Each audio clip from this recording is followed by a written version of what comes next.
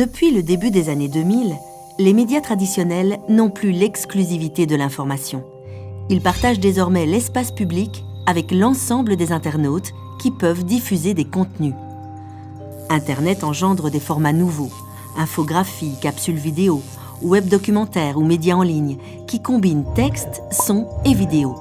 L'internaute peut interagir avec les médias en les commentant, en les partageant ou en les modifiant pour les reprendre à son compte.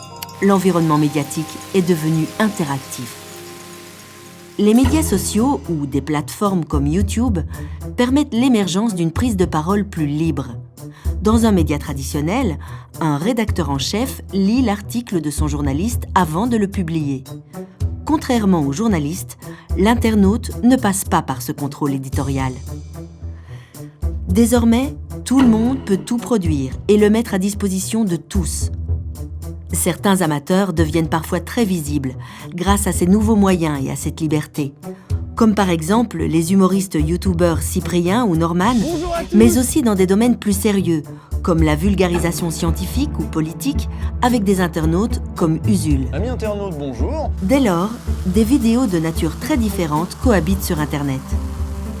Entre des articles ou des vidéos très argumentées, construits collectivement et contrôlés, ou des délires individuels sans queue ni tête, Internet ressemble à une grande zone grise. Alors, comment s'y retrouver entre les productions sérieuses et les théories du complot? Il est possible d'identifier certains critères qui les différencient. Les vidéastes peu scrupuleux utilisent des suppositions, des sous-entendus, sans s'appuyer sur des preuves concrètes. Ils désignent souvent un responsable, plutôt que de s'intéresser aux faits et à leur cause. Les vidéastes dits sérieux, qu'ils soient amateurs ou professionnels, présentent des preuves concrètes et vérifiables en les vulgarisant. Mais il n'y a pas de recette infaillible et automatique pour distinguer le vrai du faux. En revanche, Internet et les réseaux sociaux permettent de mettre en commun les critiques des internautes qui peuvent désormais évaluer des contenus.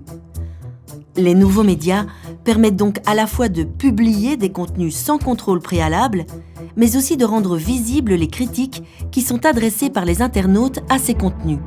Il faut en réalité exercer sa propre capacité d'évaluation du sérieux des contenus en mobilisant et en triant toutes les informations qu'Internet met à notre disposition.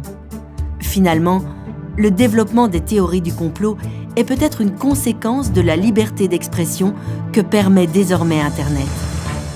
Alors, faut-il toujours douter et critiquer tout, ou peut-on parfois faire confiance à ce qu'on nous dit ?